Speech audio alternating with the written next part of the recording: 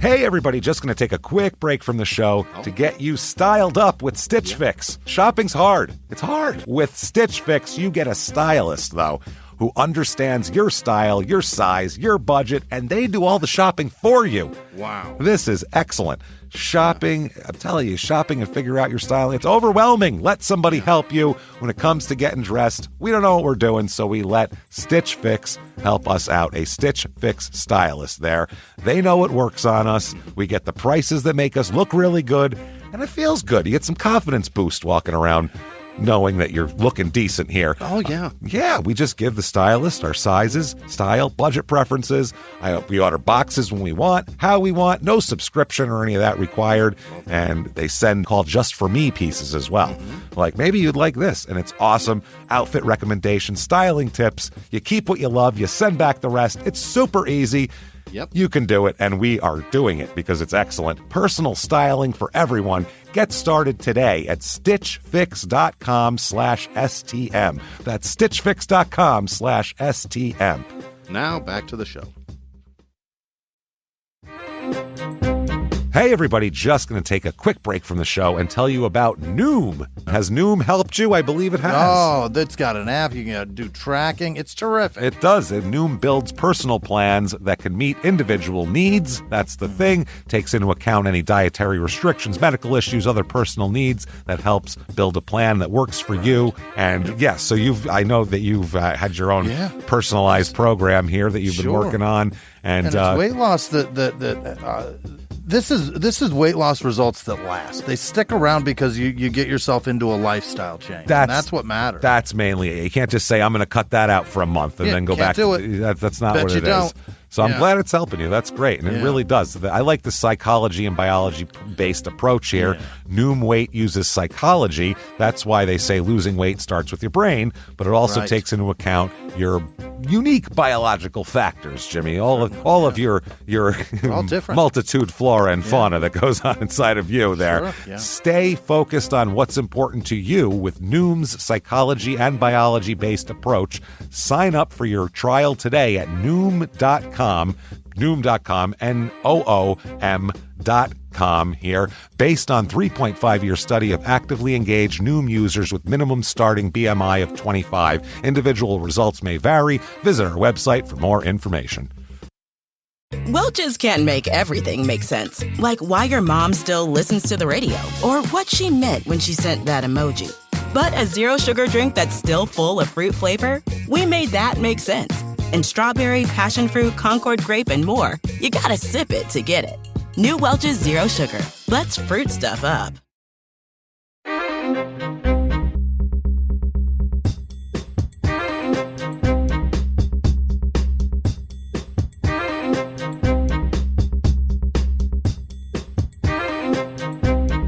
Hello, everybody, and welcome to Small Town Murder Express. Yay, and choo-choo. Oh, yay indeed, Jimmy. Yay indeed. My name is James Pietragallo. I'm here with my co-host. I'm Jimmie Whisman. Thank you so much for joining us all aboard the murder train. We have a wild story for you today. Of course, as always. I mean, we're going to cram. It is going to be 10 pounds of lightning in a 2-pound bag here. So let's get it on. It is not shit, lightning. That's how we're going to. Not in a bottle, in a bag so it can break out. That's what we're going to do. Thank you for joining us, though. And a couple things here. Anything, tickets to live shows, shutupandgivememurder.com. Anything the show-related, crime and sports, or small-town murder, merchandise tickets, anything you want, you can get there. Also, patreon.com/crime and sports. Anybody $5 or above, you get access to everything, all the bonus material. Very quickly this week for Crime and Sports, which you'll get access to, our bonus there, we're going to talk about our top 5 sports movie lists, each of us, excluding some obvious ones that are going to definitely be in our top 3, your Bad News Bears, your Major League. We'll put those aside and talk about those separately and then get into the 5 list. And I'm sure they'll be debating and arguing, and it'll be fun. So get into that. There will be awful choices because I'm not a cinephile. No, but how many sports movies are there? You've seen them all. That's how it is. And then for Small Town Murder, we're going to do a back by popular demand thing here. Old-timey murders. We go back through newspaper archives and talk just about the weirdest stuff we can find in the last 100 years of crazy murder stuff. And weird articles that I found also. Just along the way in newspapers, stuff about aliens, stuff about a clown being murdered in Madison Square Garden in his dressing room. They called him to the stage, he didn't show up, and they were like, where is he? Where's Giggles or whatever? And then they go back and he's dead. I'm like, that's terrific. So we'll talk about all that. That's patreon.com/crime and sports is where you get all of that. And make sure, everybody, our next live show is New Orleans, the 15th of July. Get your tickets right now. Get there. And that said, I think it's time to sit back. Jimmie, clear the lungs. What do you say, everybody? And wherever you are, at home, in the car, not in a very public place, probably, but other places, sit back and clear the lungs and shout, Shut up and give me murder. All right. Okay. Let's do this. Yeah. Let's go on a trip, shall we? We shall. We are going to Morton, Illinois. Morton. It is dead. It's kind of right smack in the middle of Illinois. It's between originator of the steakhouse. It's or the salt. They could be the salt people. We're not sure. Yeah. There's just little girls with umbrellas walking around everywhere in this town. There's little girls in raincoats and umbrellas on a sunny day. What's happening? Yeah. So it's kind of right between Peoria and Springfield in that area, and equal distance. They're just kind of right in the middle between St. Louis and Chicago. You can kind of the halfway point. The halfway point, I would say. This is the point where you stop and pee. Right here. So it is population at this point, 16,232 people. And it's been going up steadily kind of over the years here. Really? The income here, it's a kind of a leafy suburb, you could call it, type of thing, because they got a high income. Median household income here is $77,000, which is over $20,000 more than the national average. A ton of people here making over $100,000 as well. Really? Yeah, it's people who make really good money and the people who mow their lawns. That's who works. That's who lives in this town, kind of a thing. So fascinating. It's also a very low cost of living as well. The median home cost here is only $204,100, which is that right? Yeah, like $100,000 short of the national average there. Right. And so That's high income, low cost of living. You're going to get very comfortable people. We have some reviews of this town. That's all we're going to really talk about are these reviews, because there is some weird shit going on in this town just based on these reviews. Here is one. It's 3 stars, and this person, neither of us lived this person's life, so I just found it fascinating. 3 stars. Living in Morton, Illinois was overall a cool experience if you were an athlete in high school. I also participated in music with the very established marching band the high school created. As an athlete, I got 3rd in state for basketball, played football, ran track, and excelled. Participated in marching band. I stuck around and kept participating in all activities through high school. I had great experiences as long as I was in high school. The atmosphere was very calm and family-based. There was heavy involvement with students and parents. Not a place for college kids, but for grade school to high school. After school, I entered the real world and got a glimpse of reality. I worked in town and realized how I didn't want to be here. After I leave, I will visit back and give back to the community, but I wouldn't choose to live here for any reason. Maybe when I get older, I'll choose a place much like it, but I don't see any reason to live here anymore. I had great experiences with teachers, fellow students, athletes, and musicians, but it's time for a change. Yeah. Brah is the only thing missing from the end of that. I really enjoyed high school. I got blowies constantly. Dude, this guy. And then I got out of high school and I realized you got to earn blowjobs. Hand jobs on demand, just in between classes. This kid's talking about blowjobs raining from the ceiling for this kid. This kid's life, I don't understand it at all. Things are cool if you were if you excelled in 3 sports and was like a letterman and was in all the bands. Yeah, musically talented. I was fucking fast and athletic, and we had access to all the chicks, the different ones, the band chicks, the sports chicks. Different chicks. Here's 3 stars. Then when I was in checking and receiving, nobody gave a shit. And all of a sudden, it's like the blowjobs just stopped, man. Like, now I know why. At first, I was like, I know why those girls are walking around with umbrellas, because there's blowjobs raining down upon us. You know what I'm saying? But then I was like, hey, what's up with that? Here's 3 stars. Morton is a pretty safe town. It's known for being full of wealthy white people, but there is some middle class to poor people. Oh, boy. Please don't isolate. This is not me. As well as a few colored people. Yikes. What? This is from 2018, this review. What are you doing, man?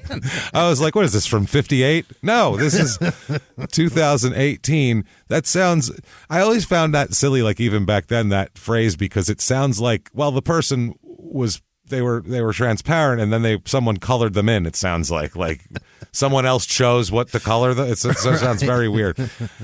The school system is really nice until you get to the high school level. This person wasn't an athlete and a musician, I don't think here. Many people graduate hating the school and its administration. All in all, it's a nice place for a family, and it's about 3 hours from Chicago. There you go. I know a guy who disagrees with you. A lot. They had a very different experience in high school.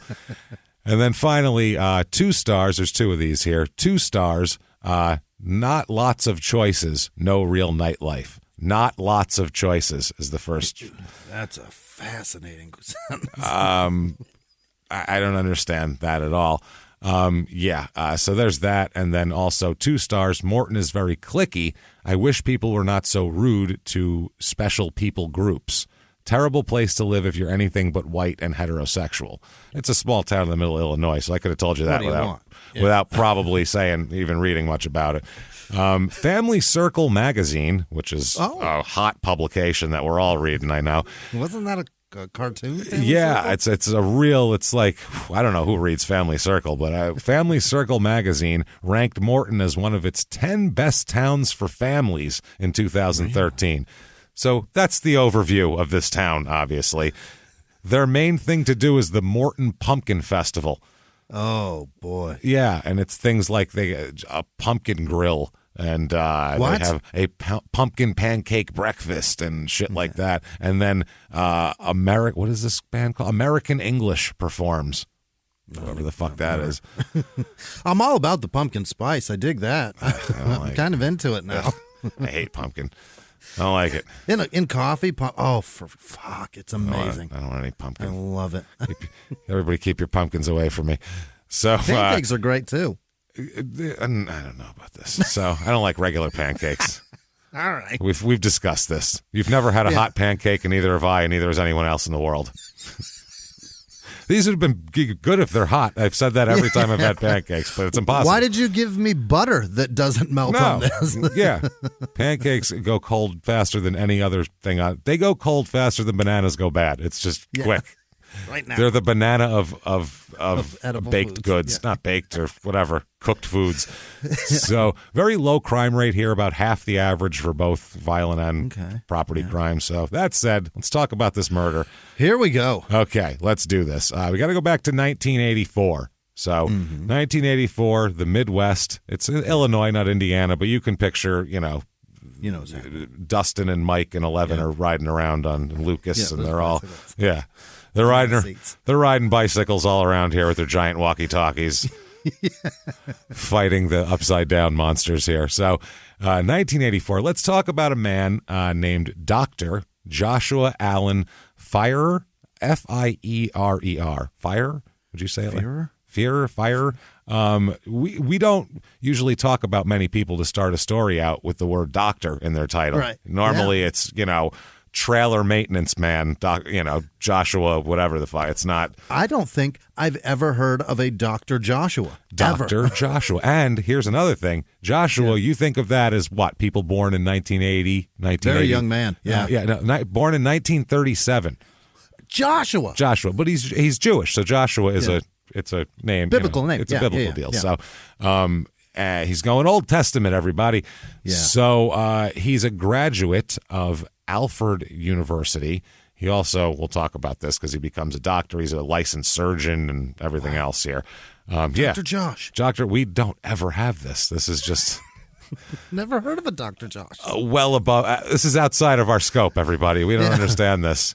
I don't think if it's Dr. Josh, it's like a guy that writes books about sex. Yeah, and he's not a doctor at all. No. That's the thing. He just called drinks beer himself on the Dr. Josh, and then he, stabbed a 14-year-old for no reason. That's what we deal with normally here. Yeah. This is a different Dr. Josh. Legit Dr. Josh. He served in the United States Air Force as a flight surgeon. So, this is like a shit. Very impressive. Things we could never do, he's doing. Right. This is things we're impressed with because we could never do them. He was on the medical staff at Columbia University, Creighton University, and in the 80s here from 1978 on, the University of Illinois as well at Peoria. Unbelievable. So, yeah, he's doing pretty well. Many boards he's on, including the American Cancer Society. He's doing very well for himself here. I found an article from 1966. Our story's in 84, so he's been a doctor a long time, where it's a whole article where they're talking to him about how important it is to get measles vaccinations here, saying that measles killed 28 children in Pennsylvania in the last 2 years, and they need to, can't treat this as a nothing thing. Right. If you don't get immunized, you're going to get the whole deal. So he's going, fucking don't get measles is his whole point. Yeah. But he's the guy speaking for the pro anti-measles side. Dr. Josh is anti-measles. He's anti-measles, as most doctors are, probably. I would think.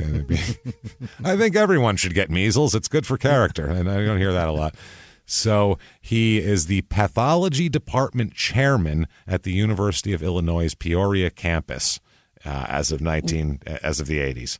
Would it be fair to say he's one of the best doctors in America? I don't know about that, but I mean, he's renowned by he's far, respected. Right? He's got a lot of respect. Yeah. I mean, he's a guy that if he gave his stats, any other doctor would go, all right, he's not a schlub. He knows what he's doing, obviously. I ran into him at the American Cancer Society dinner where we, blah, blah, blah.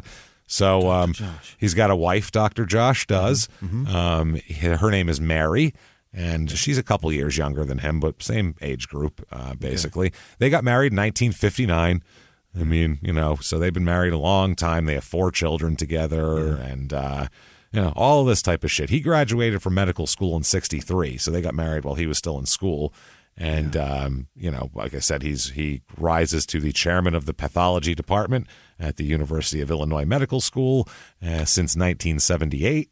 Now, Mary's had some trouble in her life, Mary. Tell me more. She had some electroshock therapy after, when she was younger, like as a child.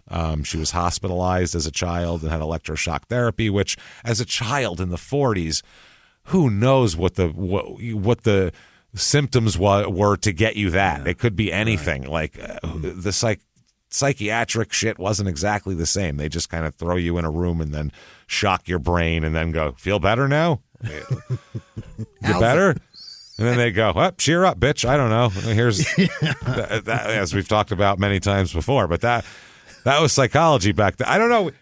We told her to cheer up. We shocked her brain, and she's still, I don't know. Well, I guess we give up. Fuck it. She's messed up. That's it. I can't believe that's a theory.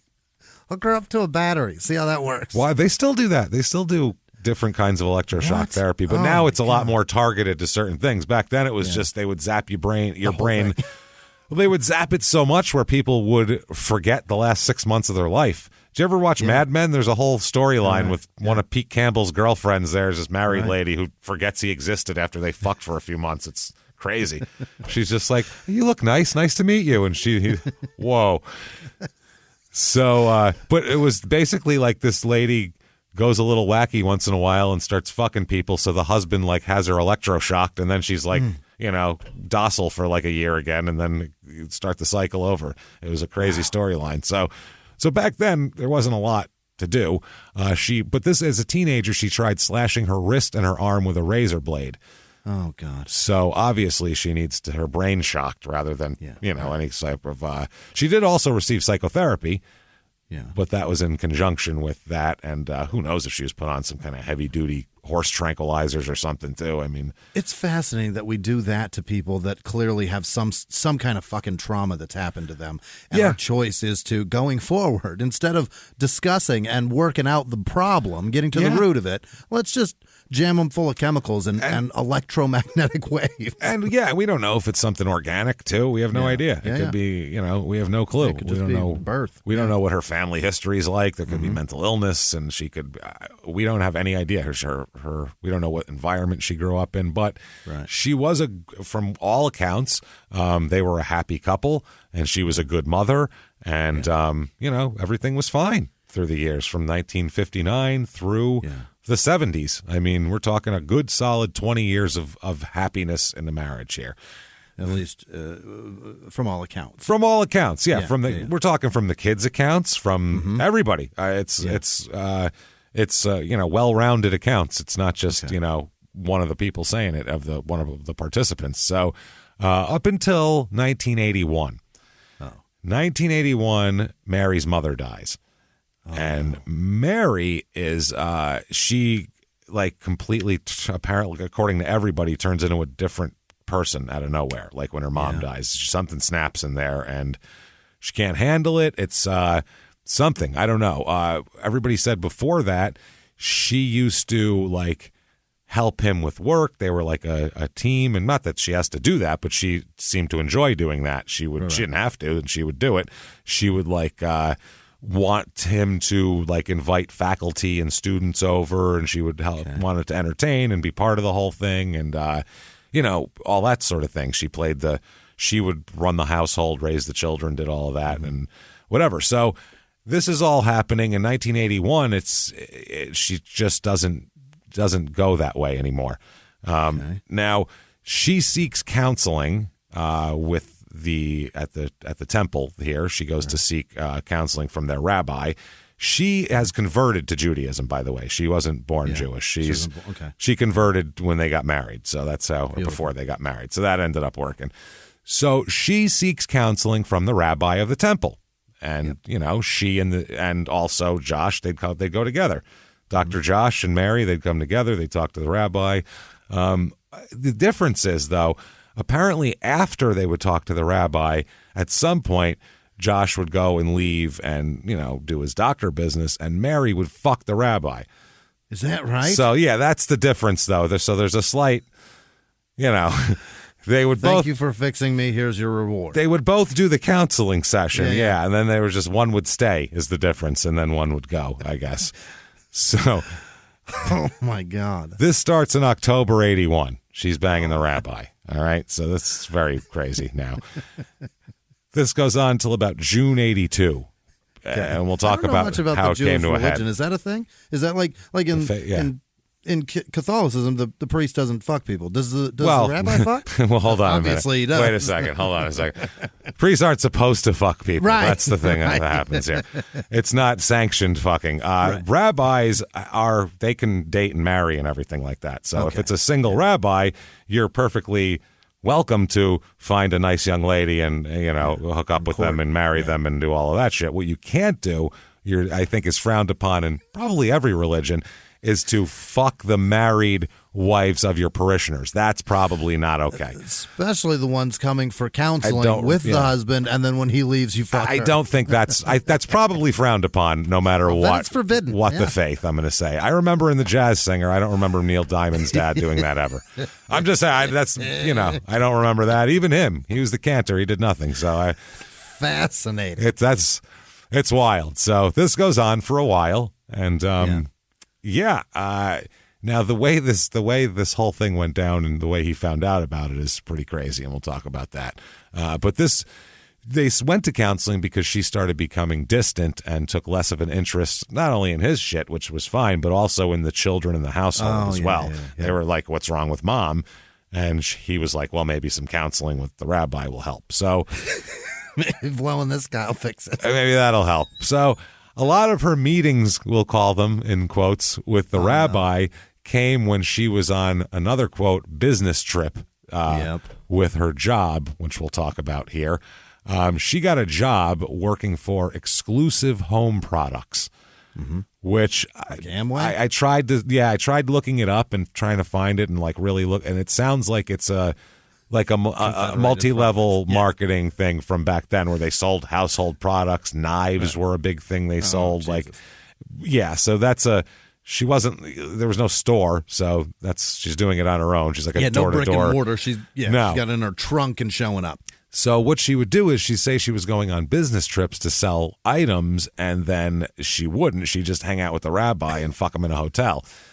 So it eventually came to light that she never even sold any products at all. Like, she hasn't even been working. And all the times when she says, okay, going to sell shit now, she's just going to meet the rabbi. Wow. But she was falsifying purchase orders, so it all looked like legit. Mm-hmm. So eventually they had to, Joshua and Mary had to pay $2,000 to this company for all the shit she bought that she put in purchase orders for fictitious people just to cover her tracks of where she's been.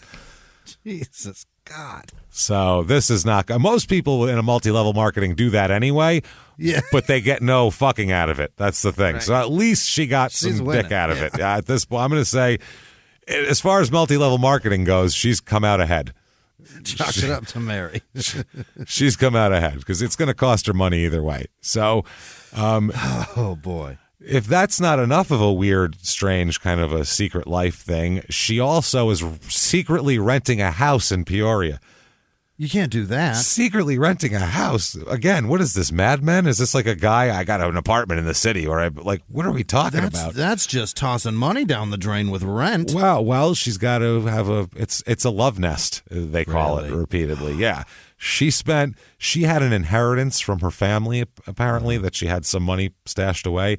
She spent $15,000 of it in 1981, mind you. That's wow. Like spending $45,000 now on to put furniture and to make this like the most comfortable place for them to go fuck guess. Swings and all that. All sorts of fuck swings. You have no idea. Mirrors and disco balls and fuck swings, and there's dildos on the wall, but they're like. They're bolted in. No, they're bolted in. Like, you can go up and do what you want to do. They're at the right height and everything, and it's fine.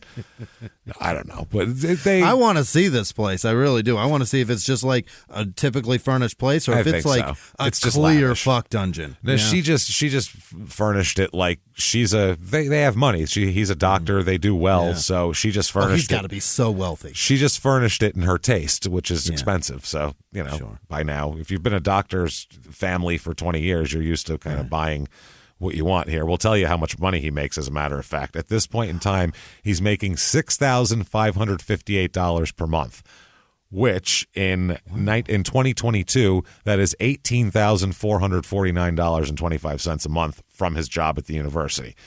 Okay. That's good fucking money. It's great cash.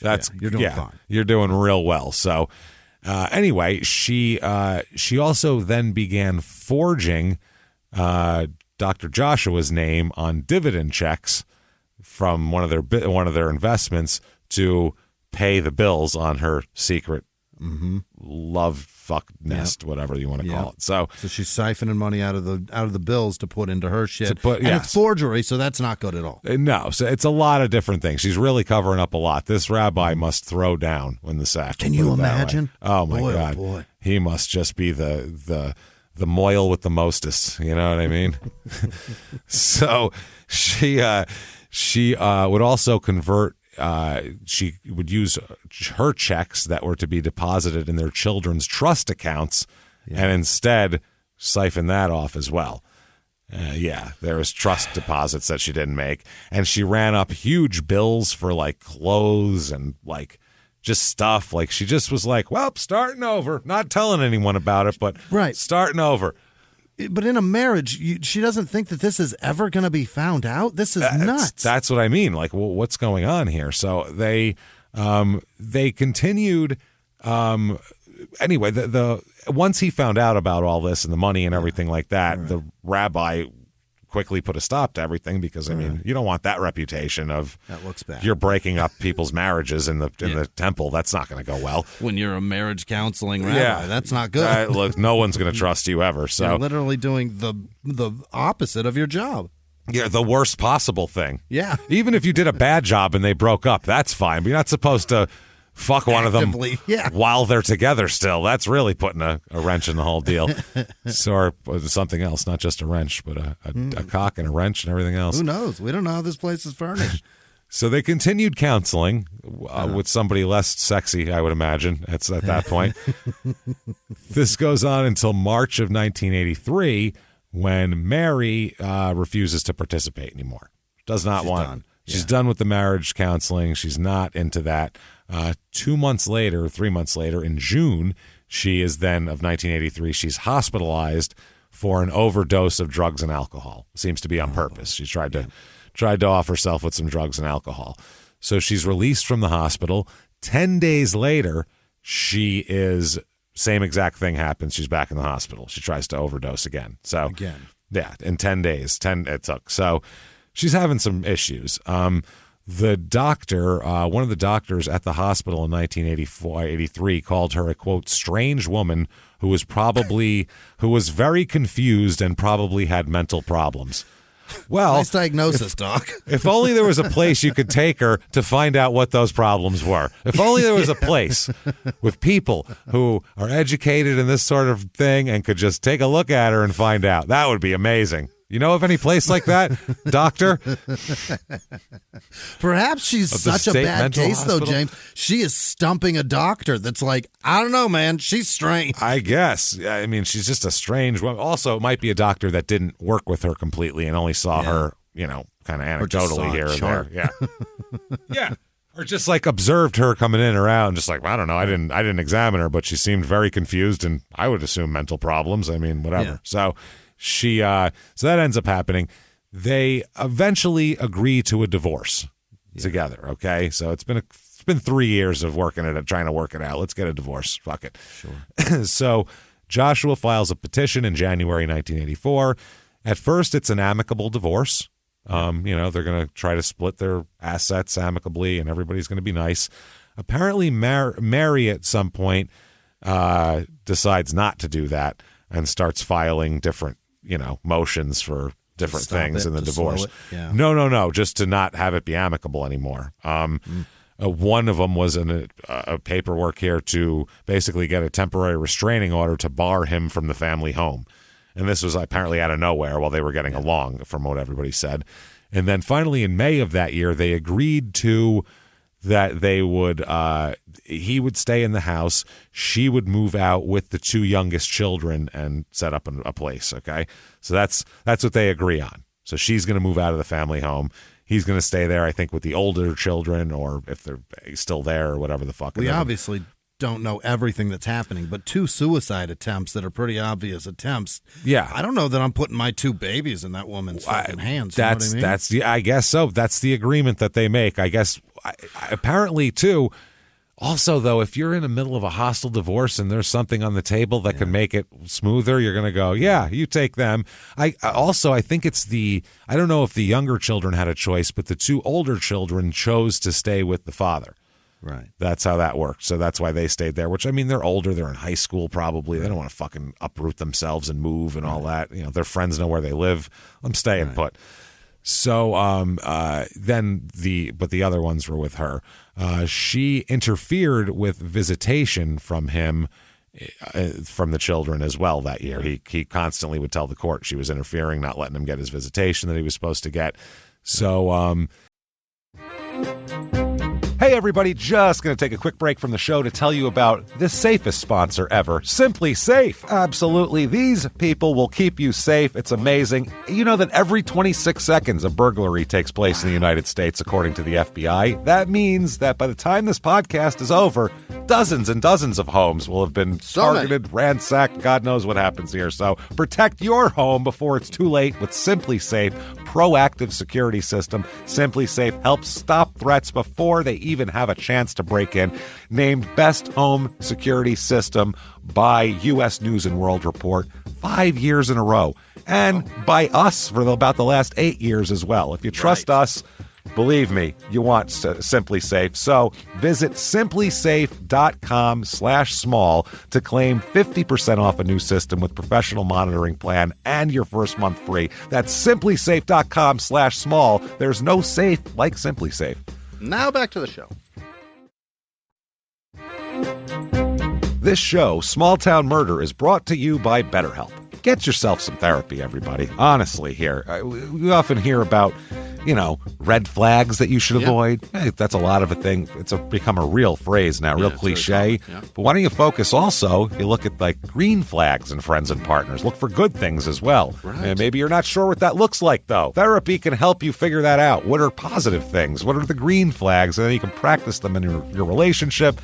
It's absolutely a fact. And so, honestly, we absolutely are huge advocates for this. It really, really helps. BetterHelp is fully online, making therapy affordable. It's convenient. They serve over 5 million people worldwide. You can access a diverse network of more than 30,000 credentialed therapists, wide ranges of specialties there. Here's the coolest part. You're not getting along with your therapist, you're just not feeling it, you can switch at any time, no extra charge. Wow. The thing is, they want you to get help. That's it. And you can do it with BetterHelp. Discover your relationship green flags with BetterHelp. Visit BetterHelp.com/smalltownmurder today to get 10% off your first month. That's BetterHelp, HELP.com/smalltownmurder. Now back to the show. Then, apparently, part of the divorce agreement was that she would continue to raise the children in the Jewish faith. Okay. And then he found out that she was taking them. She's taking them to a fundamentalist Christian church. Like a real hardcore, fucking snake handling, that sort of shit type of church. So, so there's some problems there. Now, he's also having his own problems here. He's not by far from perfect here. He's got a lot of work problems. I guess the medical school was undergoing a reorganization, so there's a possibility he could lose his job. No. Coming up here. Yeah.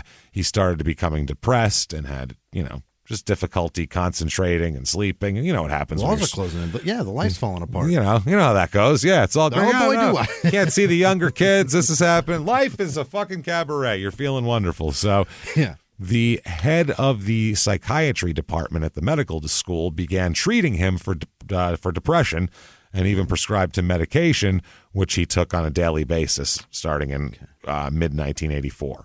So that's how we go here. Now, all of this leads up to winter of 1984, December. Mm-hmm. December 4th, 1984, Mary is at work, and she told one of her coworkers that finally, 2 days from now, movers are coming. I'm getting the rest of my shit out of there, and then it's just it's done finally, basically. It's over with.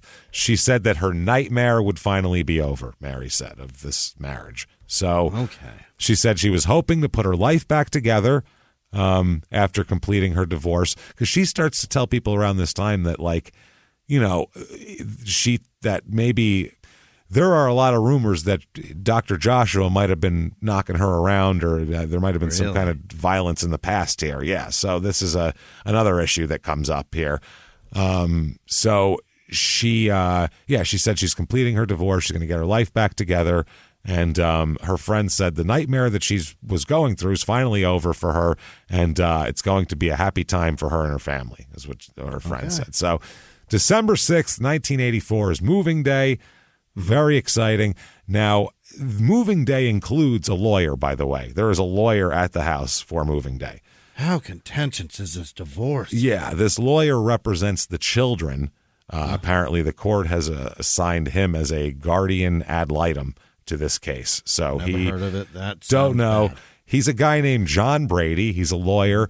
Not only is he an attorney, he's also he's 6'7". He's a big, giant, strapping son of a bitch. Yeah, so big old John Brady is there too, doling out the law. So apparently everything starts fine. It's 10:30 a.m. Moving day is fine. Mary leaves, saying she has to go back to her new place to get a bunch of boxes. So you know how that goes on moving day. You never have enough boxes. It's such a bad day. It's terrible. So she comes back 20 to 45 minutes later. Apparently, she had removed her coat, but she had come before, removed her coat, and I guess Dr. Josh here hung it up for her. Mm-hmm. And then this time she comes back and she declines his offer to hang up her coat.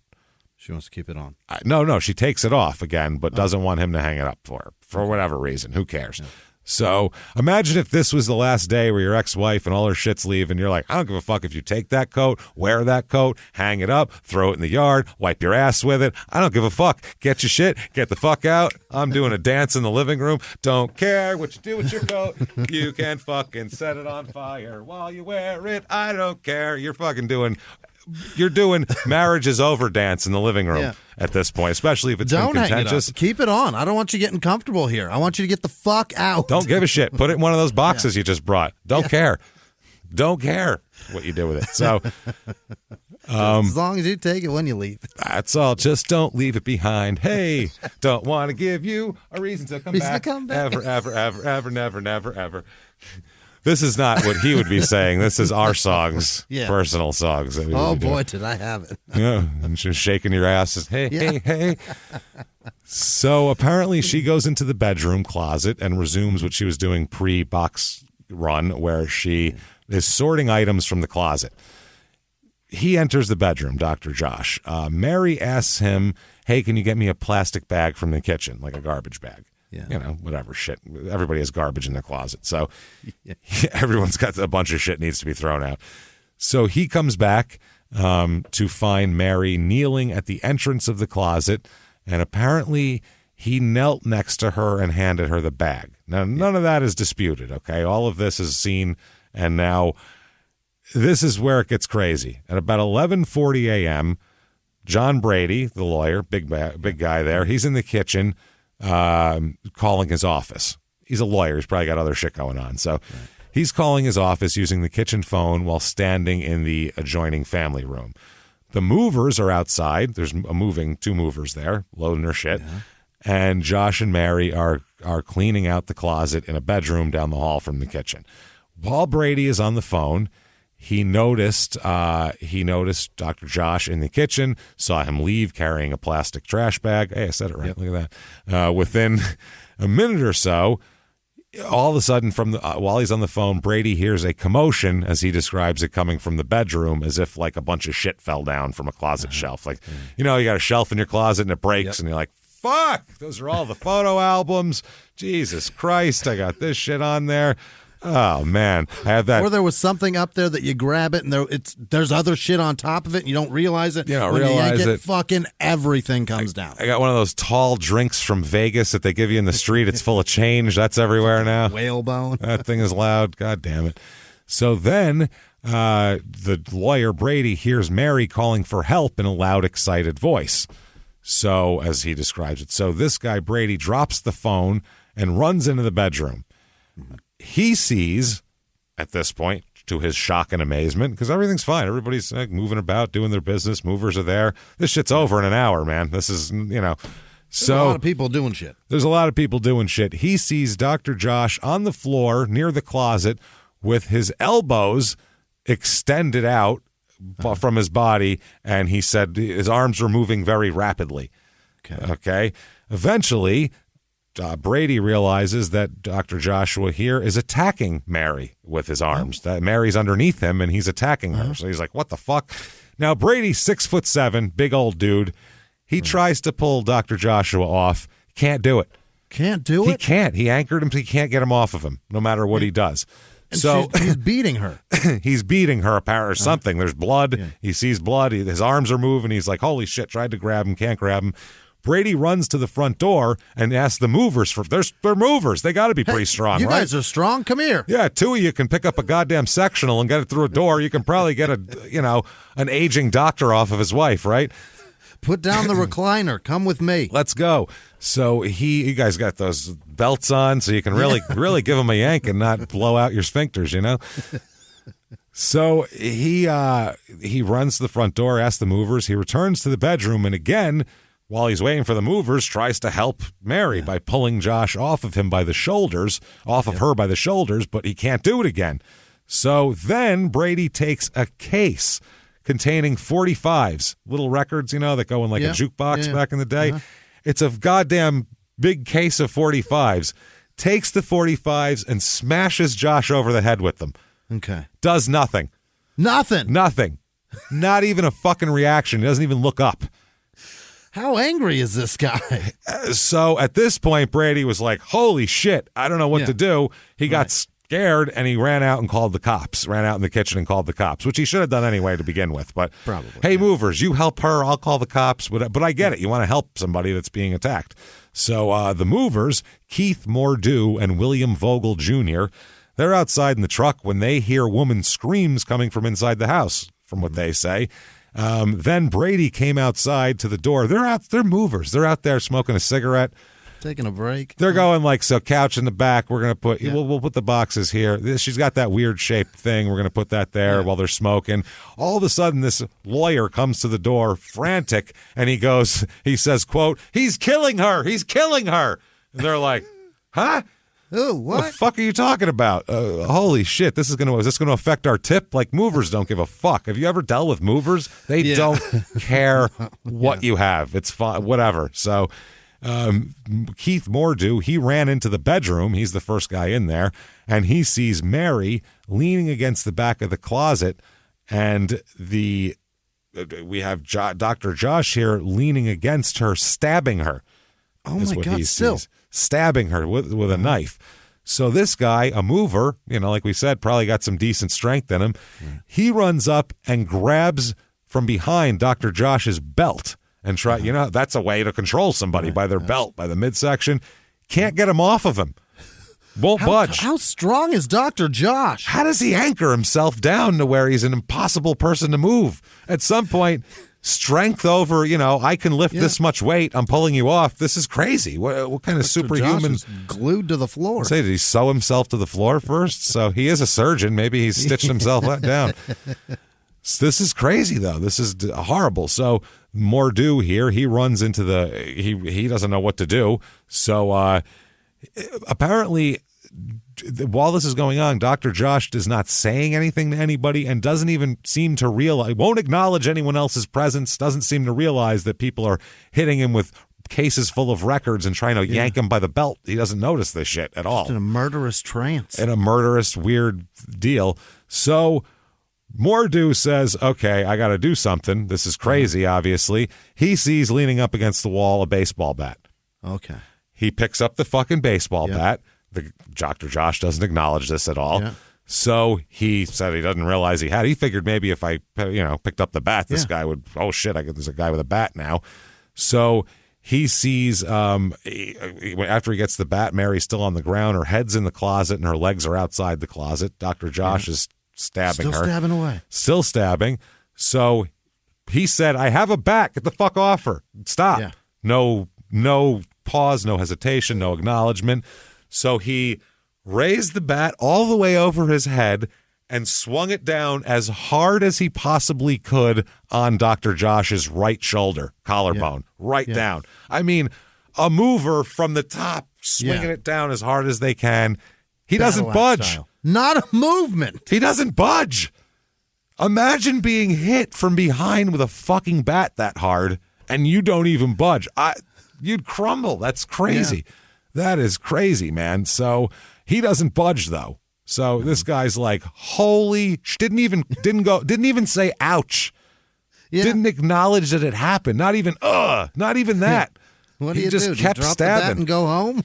At this point, I figure this guy is either the Terminator or Dracula or something. I'm leaving. I'm calling for reinforcements. Like, a bat is about as much as I can do. Like, there's no gun handy or like. Right. If a bat is the best thing, if I swing a bat as hard as I can at you and you don't acknowledge it, I'm leaving. That's it. This is like when Richard Ramirez shot that guy in the face and the guy was like, "You motherfucker," and tried to attack him, and Richard Ramirez was like, "Oh shit," and ran away. Smart move. Actual killer with a weapon in his hand still left. Smart move. You shoot a guy in the face, he doesn't respond, get out of there. That's your best shot. You took it. His best shot is this baseball bat, and he takes it and nothing happens. So, but he does, instead of crying out after a second, he just turns and looks at him. Yeah. Like angry. Yeah. Like, you just fucking do that?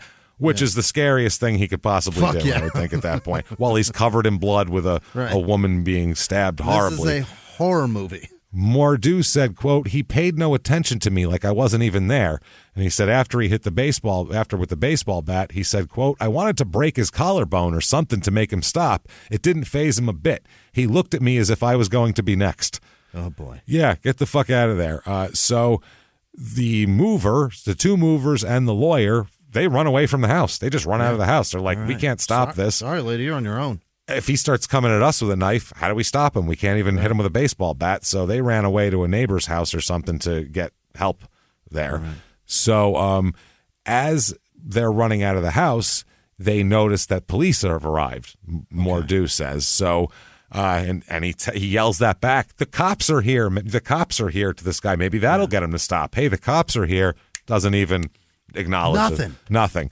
So then they ran out of the house and they were like, there's some stabbing going on. We tried. He's up there. Goodbye. Bring your A game, boys, because hope you got guns, boys. I wouldn't suggest the baton as a weapon, probably. So the officers here, Officers Mark Tatum and David Frank, they were the first people on the scene. They come in and they find, once they get there, he's done stabbing, apparently. He's all stabbed out. Yeah. He is lying on top of her. Okay. Curled up in a fetal position with his head like in her arm, like he's some kind of baby, like he put himself. He tucked himself all up there. She ended up having 27 stab wounds. My word. With a big kitchen knife. One of the knives that her company sold, by the way. So it was one of the ones that she bought putting in a fake purchase order. That's horrible as well, apparently. So, cops said, get up, and he doesn't move. So now there are two different stories here as to how they got him out of the room. One of the cops says that they told him to get up. He didn't do it. Then they helped him up to his feet and took him into the hallway. They told him to lie down on his stomach, and he did it. Then they asked him his name, but he didn't respond to his name or any other questions. He was just kind of catatonic. Now, the other officer says he didn't respond to verbal commands at all and had to be carried into the hallway. Which walked gently and carried are two very different things. You know what I mean? Entirely different. Yeah, like that's totally different. So now they said the knife, when they got there, too, was still embedded in her chest. Jesus. It was sticking out of her chest. The last one, he just left it in there. So it showed, obviously, numerous stab wounds. She died from internal and external hemorrhaging from all these wounds. Right. Once the medical personnel arrived, Dr. Joshua was placed in an ambulance. The technicians, because he's kind of catatonic, he's like Cameron and Ferris Bueller's Day Off at this point. Right. They need to get like an attractive woman to take her shirt off in front of him, maybe. I don't know how. Maybe that'll help. But instead, they subject him to get him out of this, painful forms of stimuli to get him out of this, to get a reaction, but he doesn't respond. What the fuck? To any of this. One of the technicians described him as disoriented and said his eyes did not react normally to light either. So he's dilated, yeah. Now, we don't know, too, because he's on medication as well. So I don't know if that has anything to do with it. It's some kind of 1984 mood stabilizer. We don't know. Right. Yeah. So one of the members of the ambulance crew, Daron Ray Perry, he said that he reported there. He said that he was disoriented, didn't respond to shit, didn't react when an IV was inserted.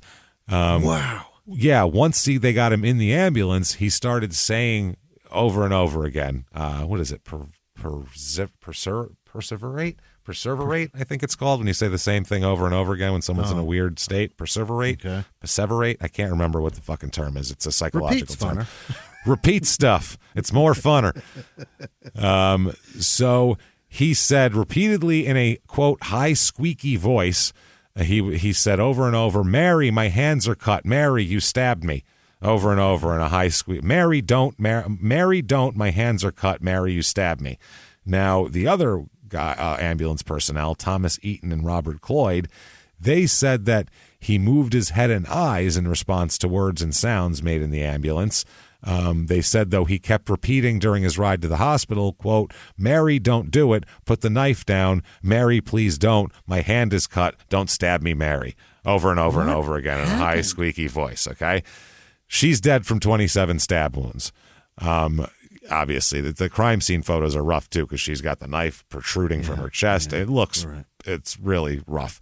So, they found also with her here, in her purse here, she was seeking, it seems like she was seeking something spiritually, because she didn't really, she's Jewish at this point. In her purse, she had a Catholic rosary, a religious poem that was kind of, I don't know if it was non-denominational, but a religious poem, a Baptist prayer card, which doesn't go with the Catholic rosary at all, trust me. And then religion shopping.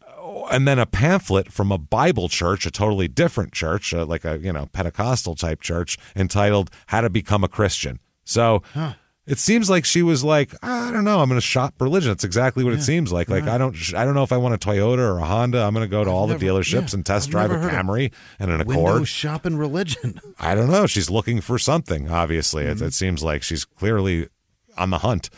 So his story, I mean, and people do that. They seek spirituality they seek whatever, whether it's they're looking for something. Which is it for me? Yeah. He said later on, once he kind of wasn't catatonic, he said that him and his wife went in the bedroom to sort out property. He went into the kitchen to get a garbage bag. When he returned, he knelt down next to his wife, and the next thing he noticed, knife coming at him. Yeah. That's all. He said the last thing he remembered was grabbing the knife by the blade and trying to wrestle it from her. And he said knife wounds, on his hands are proof of that. The problem is there is multiple doctors that say different things. He gets two different doctors that say they look like defensive wounds, the wounds on his hands. And then the state gets a doctor that says they look like slippage from when you're stabbing and you cut your hand. So there's 27 stab wounds also she has, and he has none. Except for his hands. Just for his hands. So it doesn't look good for you, dude. No. Looks bad. Now, I feel bad. The kids, by the way, this is fucking horrible. Oh, Jesus. The daughter, Lisa, who, by the way, has a book about this situation and her life afterwards and how it affected her. I bought the book to support her because I feel terrible for what happened to her family here. So it's called Thirst, a Memoir. It's on Amazon. You can get it. So Thirst, a Memoir. I don't know. She said this is right from the book description. Quote, called out of class to the principal's office, Lisa was told that her mother had been killed and her father had been arrested for the crime. This is it happened at 11:30 in the morning on a weekday. Good morning. Your life's over. Your life's over, by the way. Hey, you know how your house is really cool and you have now you have two houses that are really nice. In fact, now you have none. How about that? What a fucking horrible thing to hear. Destroyed. Quote, over the next 20 years, Lisa battles through school, addiction, relationships, and various forms of self-destruction. Along the way, she learns that the effects of loss, violence, and betrayal create a deep desire for something different. So, it seems like an interesting tale. I mean, that's a harrowing life. Yeah. So the defense for him, for Dr. Joshua here, is based on a combination of self-defense and insanity. He was crazy at the time he did it, and he was defending himself anyway, in case you don't think he was crazy enough. So the theory is that Mary instigated the struggle, attacked him with a knife, and his response was the result of a sudden impulse he was unable to control, and he kind of blacked out on the whole thing. That's what his defense is. Wow. Here's the thing. Who brought the knife in the bedroom? Right. The lawyer didn't see the knife. He only saw him with a garbage bag, but he also wasn't keeping a close eye on him. He was talking to his office on the phone, and everybody's walking around getting shit, doing shit. You see a garbage bag, you could easily have a knife in your hand with the garbage bag over it, carrying it. Right. No one would notice that. So you could have it in your pocket, handle down, and you never know. Shirt over the blade. Anyway, on the side of you that's blocked by your body blocks when you walk by him. So that all sounds, plausible, I suppose. I don't believe it, but it sounds plausible. Only thing is they also find bottles of potassium cyanide and secobarbital, which are found in his car as well that day. That's not good. Oh, by the way, they also found a newspaper clipping in his bedroom, which was about a recent and near here divorce-related homicide as well that he clipped out and kept. Doc? So Not looking good, Doc. Yeah. Sorry, that looks bad. Both of those things.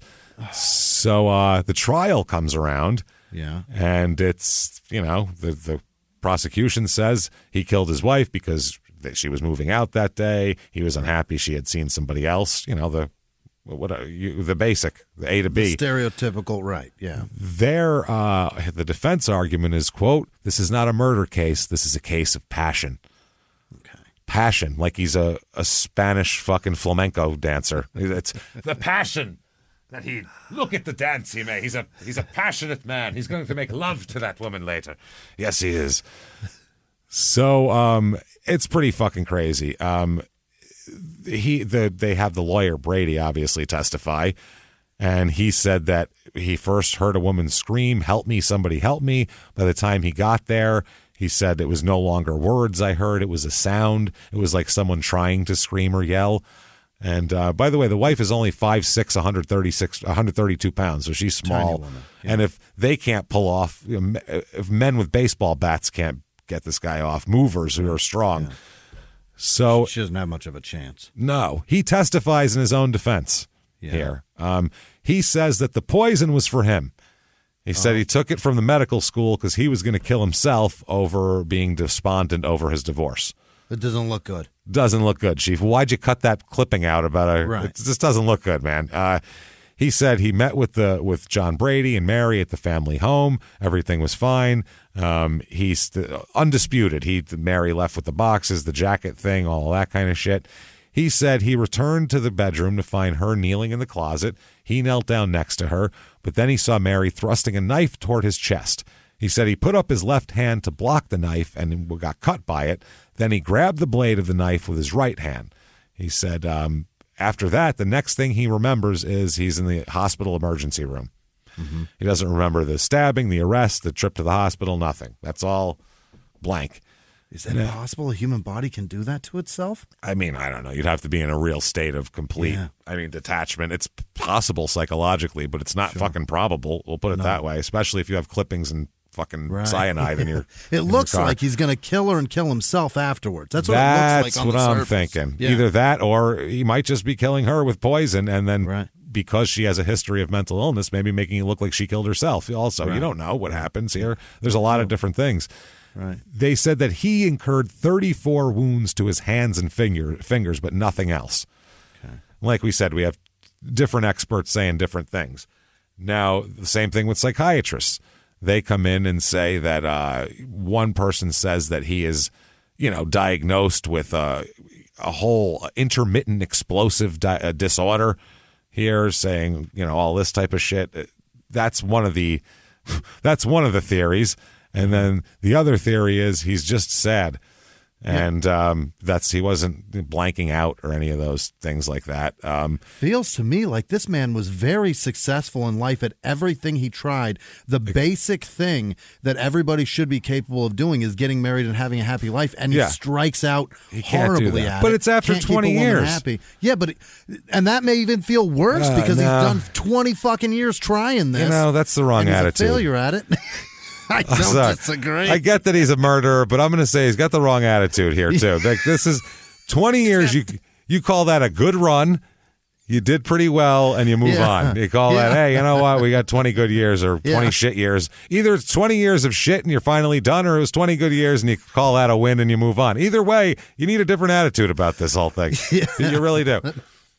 Dr. Josh, I was making the same money in 2018, and I still got a divorce. That's what I mean. Jesus, you got to get a divorce. So, like we said, it's all counterbalanced, testimony here. The state's psychiatrist does not agree that he has isolated explosive disorder and or impulse control disorder, any of that shit. So the jury, 9 hours of deliberation over 2 days. That's some negotiating there. Yeah, they find him guilty of voluntary manslaughter, but mentally ill as well. Oh. But mentally ill. This is a weird little, for a while here, while the laws were changing with mentally ill, you could be found, we'll talk about like the sentence, it's a mixed sentence here. So the sentencing is, you, sir, may fuck off 30 years in either a state mental institution or a prison or both, depending on his, like, whenever he is deemed sane, then he finishes up in prison. That's how that works. So he's in a hospital until he's deemed sane, then he goes to prison, and then he goes from there for parole. Wow. So in 87, he appeals this whole thing based on the fact that he said it was improper for many things, especially for the poison in the newspaper clipping to be introduced as evidence. Okay. Why? And also jury instructions into specifics of mental illness and all that sort of thing, and voluntary manslaughter. Does it make speculation capable? I suppose so. And then also the cops having two separate stories of how he came out of the room. They said the whole thing was too tainted, and it is reversed on appeal. Oh, my God. Remanded for a retrial here. Oh, shit. So this is fucking wild. He's then allowed to post $30,000 bond and get out of jail until his retrial starts. What is happening? In November 1987. So it's less than 3 years after he killed his wife. But I think he posted the bond, but he didn't get out until 88. Okay. Right. So after paperwork. Retrial comes around in 92. The only difference is they're not going to hear about the cyanide and the newspaper clipping this time. Oh, no, I'm sorry. They're going to hear about the newspaper clipping, but not the drugs. Not the sun. Okay. Okay. All right. So he's reconvicted. Okay. Okay. Now, resentencing. Yeah. Okay. The defense wants probation. That's what they're asking for. Fuck you. Okay. The judge says, I believe what Dr. Fearer has been through is nothing compared to what Mary went through here. It's a 2.5-hour sentencing hearing. There's more than 20 letters of support from friends and family for Dr. Josh here. And wow, the prosecution tries to say it was especially brutal and heinous and indicative of wanton cruelty. He would have been eligible for a 30-year sentence here, but instead that they didn't find that as an aggravator, so he's only eligible for a 15-year sentence maximum. Unbelievable. Judge says, you, sir, may fuck off 10 years in jail for this, but you've already served 3.5 years. You're going to get time served for that, so you'll probably be in here for about another 1.5 years. Have a good one, sir. Bye. Holy shit. And that is how that goes. And then he tries to fucking appeal that. What? Dude, take a win and, in stride here. But he ends up, he gets out of jail by 1994. He's still appealing shit while he's out. Unbelievable. In the appeal here, he's living in the Chicago area, by the way, at that point. During the appeal, he's fighting because he says that this has ruined his professional reputation and blah, blah, blah. Oh, I'm sure his job is over. Well, either way, whether you killed her on purpose or not, if you went batshit and killed your wife one day, I don't want you operating on me. No, you can't be a doctor after that. Doing a surgery after. What are you, crazy? No, that's not going to work. You got to be pretty stable for that. Anyway, it is affirmed that he is, his sentence is affirmed and all that, but he's already out and it doesn't matter. By 2000, okay, I don't know if this is him or not, but in La Jolla, in San Diego, there's an article here. Dr. Joshua Ferrer, MD, the UC San Diego Department of Medicine will present a free lecture on aging and infections here. And there's several from 99, 2000, several different places. I don't know if it's him or not giving these speeches. He lost his license. I saw they took his license away when he got arrested. I saw his paperwork for Iowa, for Illinois. They yanked his license. So I don't know if he got it back somehow. I'm not sure. Like I was a doctor once. I can give you some tips.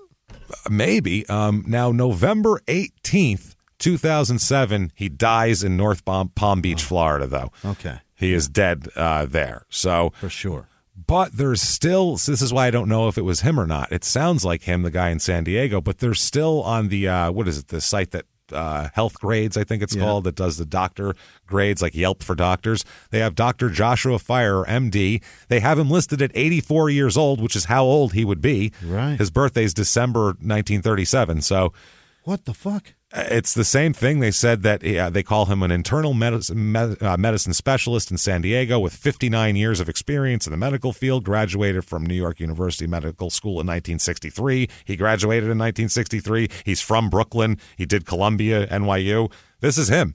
Did he stage his own death in Florida? I don't know. They says, according to this, he's still alive. He's got 0 ratings, but I mean, he died 15 years ago. Why the fuck is his healthgrades.com still thing up? It says it's the 3350 La Jolla Village Drive, San Diego. If it's not him, I sincerely apologize to this doctor if it is like an 84-year-old man who shares the same name.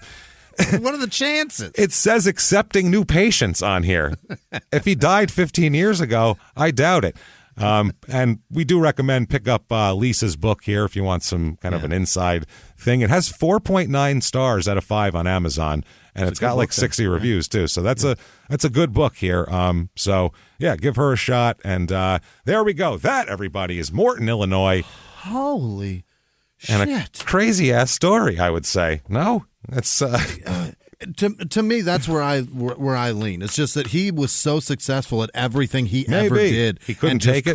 couldn't do this. And he felt like maybe it was her fault. That's life, man. You got to deal with it. Even if she fucks the rabbi, you got to take that in stride because that's life. You can't kill people over shit like that. That's life. That's life.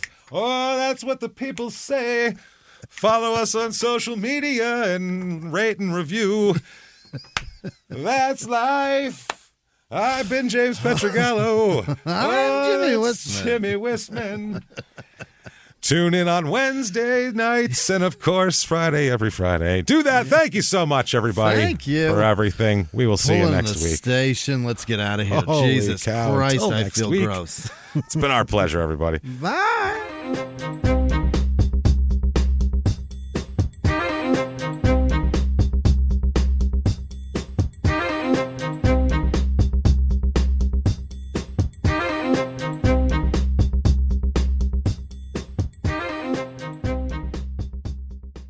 If you like Small Town Murder, you can listen early and ad-free now by joining Wondery Plus in the Wondery app or on Apple Podcasts. Prime members can listen early and ad-free on Amazon Music. Before you go, tell us about yourself by filling out a short survey at Wondery.com/survey.